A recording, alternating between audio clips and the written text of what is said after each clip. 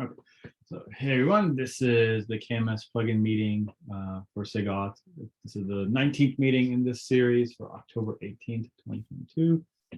Before the recording started, we were discussing Anish's PR in relation to changing from a LRU cache with a maximum size to a expiring cache that's based on the TTL of the keys. And in the initial review, one of the concerns I had raised is there a way to bound the maximum size of the expiring cache to, it doesn't have to be small. It can be as like something like 100 megabytes or something. It just shouldn't be infinite. Is kind of the feeling I had. And so we were discussing if we could rework the cache key logic to, instead of using the actual, what does it use? Does it use the encrypted deck as the key? Yeah. Yeah, so it uses the encrypted deck as the key. And we were like, well, or I had made the suggestion, maybe we could try to use the etcd path instead, though I'm trying to think. That would mean that if you had multiple like writes to the same place occurring, that you could get some cache misses, I think, during, right? Like unnecessary cache misses technically during that, because, right? Am I thinking about that? Multiple writes should be fine, right? Like every time there's a read, it's going to get only one transformer, which is from the latest write. Yes. Well, I guess it depends, right? So the transform, the part where we do the call to KMS, that occurs before we actually write the bits to etcd, right? And I guess that's not, actually, it's not guaranteed to be successful. You could get a conflict, right, before you finish doing the write. So only after the KMS call is done, we do a write. So if the KMS call actually errors out, then we are not writing anything to etcd, we are not writing anything to the cache. Right. So say that you have multiple writes and you try to at the same time. So one of them is going to get a conflict and the other one's not going to get a conflict. So the one that got a conflict also called KMS and also did encryption and stored something in the cache. Right. And with an expiring cache, that means that will just stay around for 24 hours, even though it's completely useless. That's right. Yeah, so I think that's where the previous LRU cache's max size was really useful. That, yeah, it was wasteful, but only if you like only if it really mattered, right? Like it was bounded and it would roll off the buffer effectively at some point. There wasn't a big deal that could happen. Whereas if we change the logic to be purely path-based, then you could actually end up overwriting a key, like an encrypted deck, and it might not work. Which obviously all the code could handle this, right? It could be like, hey, let me get it from the cache, and if the key that's at that path doesn't match it, well, fine, I'll just go call out to KMS and get it to decrypt the thing anyway. Yeah, like what you said, it's just like some additional calls maybe. Yeah, I guess I'm not 100% sure if the trade-off is correct there, but I do think it would effectively bound the size of the cache. Using the length, right? So basically you define the length and say like these many entries are the max.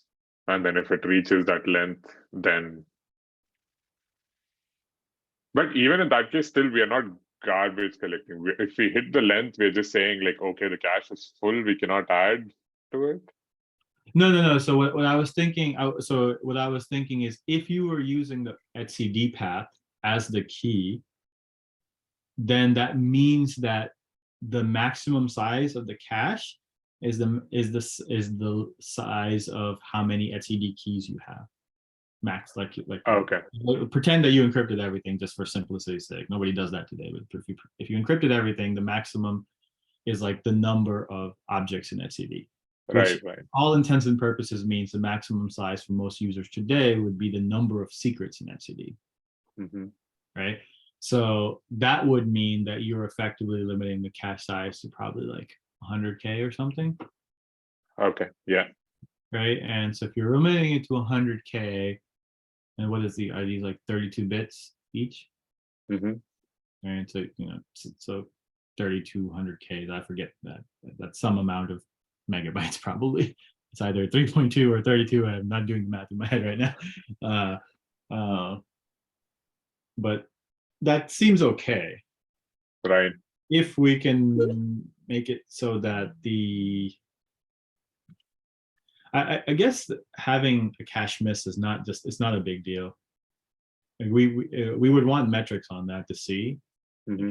How often are you like I guess there's two types of cache misses. One is literally just not in the cache, and the other is it's in the cache, but when you tried to use it, it didn't work. Right. Um, Yeah. um, So do we want to distinguish between those two to see how often we have it in the cache but we're missing? I think so, because if we didn't distinguish it, we might not be able to make a good assertion about if this was like a good trade-off that we made, Right. right? Because what we're basically saying is, hey, we want to use this different caching methodology, so that way the API is easier to deal with because the user doesn't really have to come up with some arbitrary fixed size that honestly I've never seen anyone configure anything but like a really tiny number to Yeah. like what's the biggest number I can type into this field before it like overflows to int or something, just because like I don't like, it's basically saying I don't care, right? Like it's like I just want to cache and I don't want to call my KMS plugin. Right. So that was the API I was hoping that we could kind of build out, like, hey, under like normal operating circumstances, you're very rarely going to ever need to worry about this config, so let's just do it for you.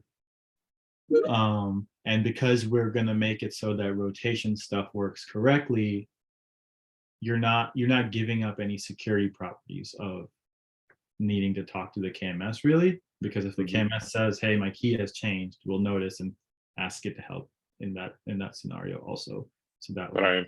you still get rotation correctly. Yeah.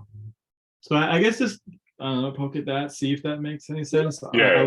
I'm gonna say, since Mike was the one that suggested the change, I would also try to rope him in, like maybe ping him on so I can be like, hey, you want to take a look at this and see if you have any thoughts? That way,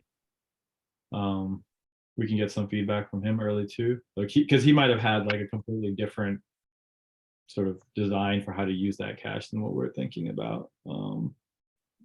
Sure. Let me ping him today. Yeah. So I think that's the, I guess, Nalak, Rita, do you have anything about this particular thing?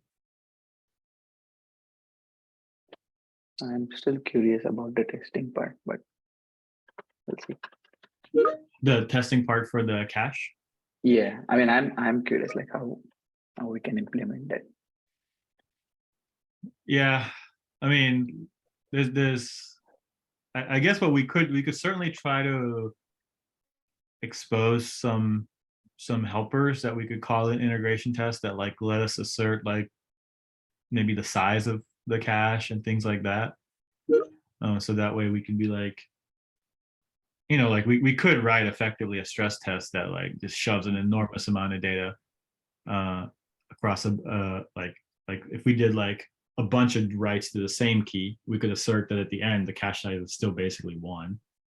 And then we could do a bunch of writes across a bunch of different keys and then assert that the size is, well, it doesn't matter, it's still just the length of the different set of keys. It's never like out of that. We could at least get those kind of semantics out.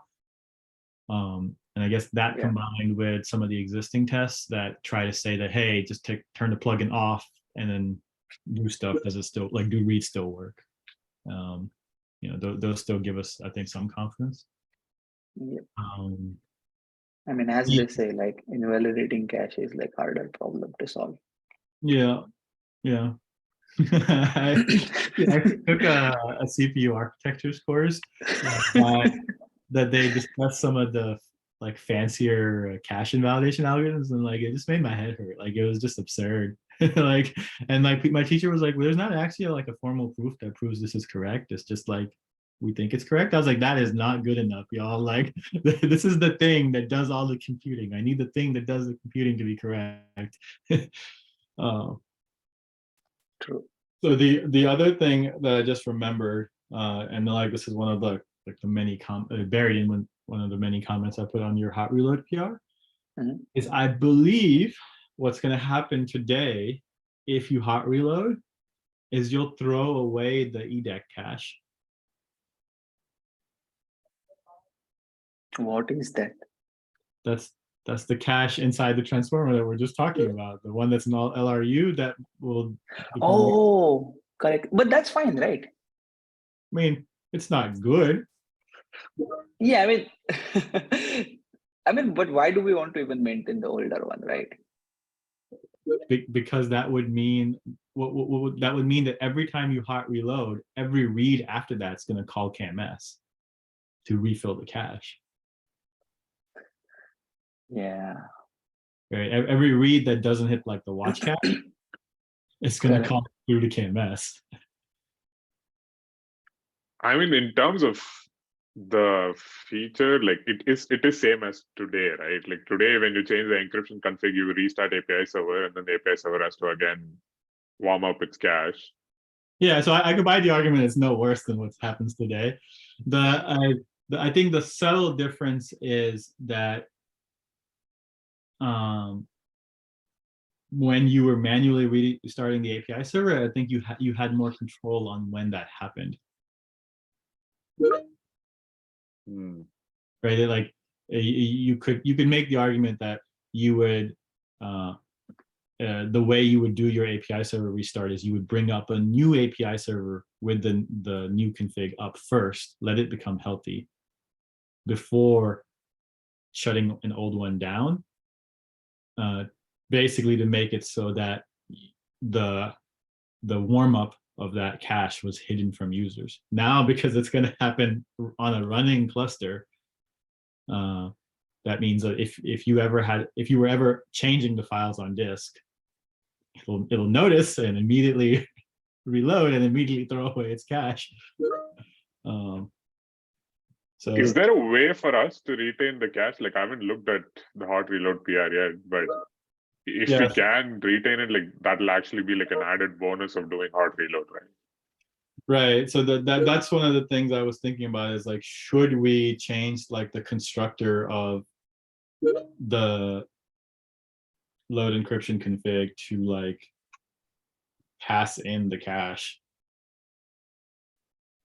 like whatever cache is, right? And it'll be like, maybe it would just be shared for all KMS plugins, like it'll just be just one big cache, because it doesn't matter, right? There's no like, because the API server controls, well, it might be weird. There might be some weirdness there, but you could imagine that you could pass in like, I don't know, a function that gives you a cache, right? And so that way the caller could track if you called it and like how many copies or whatever are out there or whatever else. Interesting. So Yeah, I'm I'll take a look okay at if it. we don't do that right now. Like I don't think that has to like block your working life. You can just say that Mhm. what we have today is good enough, and we're moving the ball forward.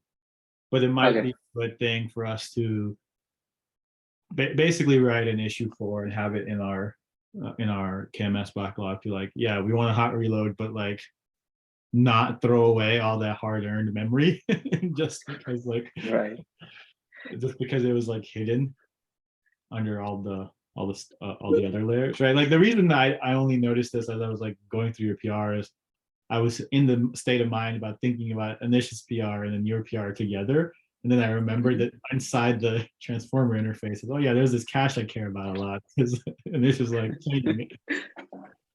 And that's actually good. Like we are uncovering a lot of edge cases. Yeah.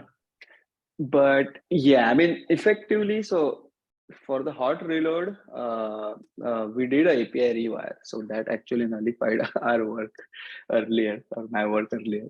So I did the rewire stuff again yesterday and got it to the working state. And Mo also added some initial PR comments. Thanks for doing that. So a couple other things we want to get into that PR. So for example, we want to make sure that when we are doing the hot reload, the transformer swap is atomic. Like when we are swapping, the older ones are not getting used and things like that. So and then like draining the old connection. So I'll try to get those things done in this week so that we have some time. Or we can get the feature in basically. Okay. Yeah, so I think you still have to figure out like how to do all the tracking stuff, right? That's like I think the Correct. part. Yep. I'm gonna work that on today. Also I'm trying to remember one of the comments I'd made on your PR, which I think you can basically ignore right now because that's kind of the state I ended up at, is you did the really, well, you copied the really fancy file watcher based stuff. Uh-huh. And I was like, do we really want this level of fancy? Like No, I just actually, expected like a simple pull loop. right. I did have a simple poll loop, but then it was keeping the file watcher on infinitely. With this approach, we are also even terminating the file watcher. So Well, I what do you thought mean that it's keeping on infinitely? Because you have a stop channel, so you would always know when to stop polling. that might be true, but then I also like work queue. So I mean, this exact same thing I've done many times for writing controllers. Yeah, so I think I think it's fine. It's more of like I was just like this is not a fast moving config. Like it's just not, like you're not supposed to be using your config a bunch. And so like when I was looking through like how the FS notify stuff is wired up, which I realized, is just copy pasted from the dynamic certificates Yep. control. I Correct. was like, how does one actually assert that this thing is actually correct? Because it's basically built on a bunch of OS specific implementation details. And then there's like 4 or 5 cases where it's like, just go ahead and just add to the work queue just in case something fails. And I was like, you have tests for like when this might fail? Like what is this? Like you're like guarding against so many theoretical failures. I don't even know which one is a real possibility versus like something else. Right. I see what you mean. So so that part is like weird, but maybe okay. So yeah, I think it's fine to leave it. It's just I just wasn't sure if like the complexity really was worth the trade-off. Like isn't like if you change your encryption config and it takes 5 minutes for it to reload versus it takes um like a few seconds to reload, I don't think you really care. Because like you're gonna do it like once a couple of weeks or something. So I don't think it really matters. And at the end of the day, the whole point of this is that this state would get funneled into hold on one second. Sorry.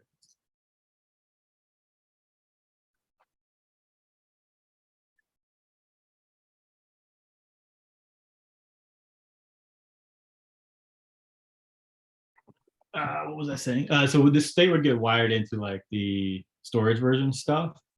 So like there would just be controllers looking at it anyway, and they don't care if it takes a few seconds for something to change versus 5 minutes because they don't actually know. It just happens. It just happens as a watcher, and they're just gonna see it and do it. But you got it, so it's fine. No big deal there. Let's see. Cool. So that Rita's not on the call anymore, so I can give a little bit of update on. Well, I guess Nilek, did you have other stuff? No, that's it. So I'm just sort of focused on this thing. So hoping to complete this and get ready. Okay. So on Rita's stuff, I have I have reviewed her PR. I think it's like 100% ready to go. And the tests, prove that it's working, because if you run the test against the head of master, it shows that custom resources are not, like, it fails saying, hey, this custom resource was supposed to be encrypted, but it's not. So that part's really nice. So, we got good test coverage. Everything is good there. So I think she's good. So I just opened up the board real quick. So I was just gonna scan it real fast.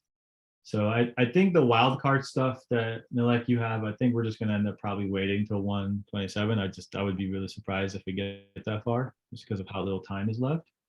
But don't wait to do the work, because it'll show up sooner than you expect. So just whenever you get to it, it'll be great. Yep. Anish, you still have the issue for multiple KMS providers can be configured with the same name. So we want to fix that. Yeah, I'm working on that. So I think I can get a PR out by tomorrow. Okay, cool. That'd be great. And then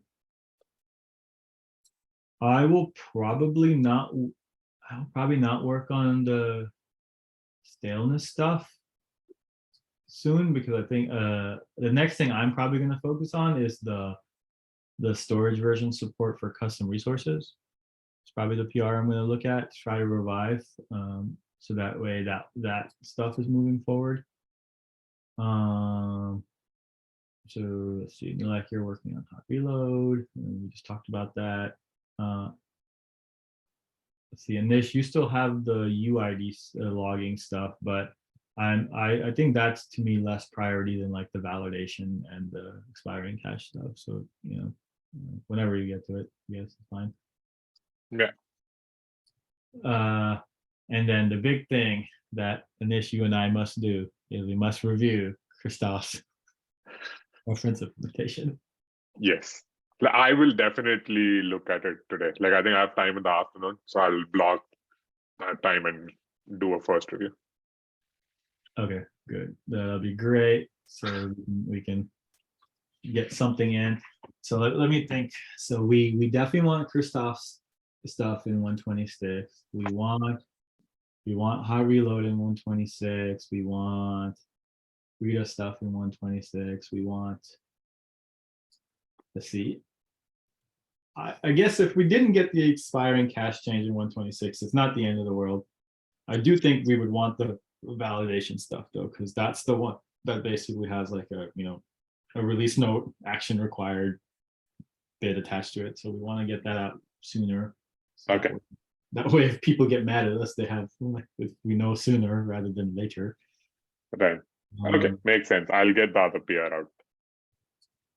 Yeah. So yeah, I think So I guess I have two primary focuses before code freeze. One is the reference implementation, and the other is the stuff needed for those other two KEPs. Mm-hmm. We've made some progress. Like we got some of the KEPs updated, and there's some ongoing discussion about like having a stable identifier for API servers versus not. So I think that is ongoing, but I think fine. I think the biggest change though is making it so custom resources support the storage version stuff at all, because today they just don't. So we need to get that sort of sorted, because I don't want another bug, which is basically, hey, custom resources don't support X related to encryption. Yeah. Like, yeah, you added support for custom resources, but now you can't do rotation because they don't correctly support it. Yeah. Really can't win, can you? Let's see. And anything else that we have going on? What else is required for the API server identity apart from the the ID discussion for API server? Is there any other implementation changes or test changes that's required? So I think the ID thing is the main thing. So that main thing will either, so I can see like three possible options. We could make it so that the ID is random. We could make it so that the ID is configured by the admin per API server. So it's something that has to be different per binary. Or we could make it so that it's optionally configured by the admin, but if you don't configure it, it's a UID that just gets generated. I kind of lean towards the middle in the sense of like either make it random or make it always configured, but not necessarily both. But I can I'm not strongly opinion on this. I just think it's I think if you want to give the admin the ability to control this, and you should like just do it. Like just make it like a thing they do, so they give it like a nice name or something instead of like, you know, like what will end up happening is like then like on kind clusters you'll see like UID spaghetti, but like on like AKS you'll see like the number 1 or something. Right. So but I don't think that's a big deal. I think Andrew Kim had opened some tests that he added for some of the controllers. So I think the biggest gap for both of the things is that there's just not enough test coverage, both unit and integration, I think, on all the different pieces. But I think the main feature for the ID thing is just actually deciding, there's some CLI flags that are currently configurable for like how the leases work. And I think we were discussing just removing the config and just hard coding it. So that way it's like, I don't know, like I just configuring lease durations and like how often the API servers poll is just asking for someone to screw it up. Instead of just saying like, this is how it always works on all API servers. And like, this is just a property of how API servers refresh their identity. Right. So I think that's the main thing there. And then the main thing on the storage version thing is making it so that it works correctly for custom resources. Got it. And I have the PR open. Well, okay, actually, take that back. The other thing I think that might be semi-missing on both of these is I think they might need some more metrics. But I have the PR open that wasn't merged that added the custom resource or was trying to add the support for custom resources, and that PR has like hundreds of comments. Oh wow. or it's just an absurd amount of comments over like a long period of time, like from Jordan and David and Daniel and like basically like everybody under the sun. I was like, God, I don't know what's actually like. I'm gonna have to like read the whole thing from top to bottom, like slowly as like, you know, go through like, well, let's see what like they discussed on this really long thread, and then I have to actually go read the PR itself and understand what the code does. So yeah, that was going to take some time. I've been semi putting it off. So I'm like, it's going to be so painful, and I don't want to do it. But I have to do it because we have to get it all in like 3 weeks, or this week, and yeah, the week after KubeCon is. I don't understand why they would put code freeze right after KubeCon. I just feel like it's just causing unnecessary stress. Yeah. So yeah, I mean, I guess you guys still have next week since it's just like Rita and myself that'll be there that are working on this stuff. So like you guys will still have that time to work on this stuff. Yeah. Yeah, and then if there's anything else that you need help with the other 2 KEPs in the next week, I mean, just post on the Slack chat or DM and we can help out too. Yeah, that makes sense. Okay, anything else?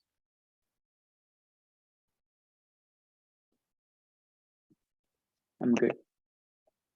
I think that's it. All right, cool. So I guess we can have 15 or so minutes back and get back to all the work that we just talked about doing.